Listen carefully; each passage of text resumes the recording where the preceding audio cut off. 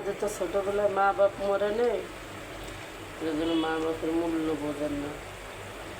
88 থেকে আমার আব্বা মা মারা গেছে, আব্বা মারা গেছে। আমার আব্বার কথা মনেই নেই, মার কথা একটু মনে আছে। অনেক যুদ্ধ করে এই পর্যন্ত আমি আসছি। আমার কামাই করে 2 টাকা দেওয়ারও লোক নাই, আমার একবেলা ভাত খাইবে সেও লোক নাই। আমি একা, আমার সাহায্য করার কোনো মানুষ নেই। ভিডিওটা দেখবেন, লাইক কমেন্ট শেয়ার করবেন।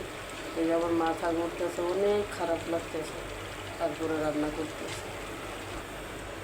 এই দেখেন, এই যে মুরগির কষাই ঝোল দিলাম, দেখছেন? মুরগির যে কষাইয়া মাত্র রোল দিলাম।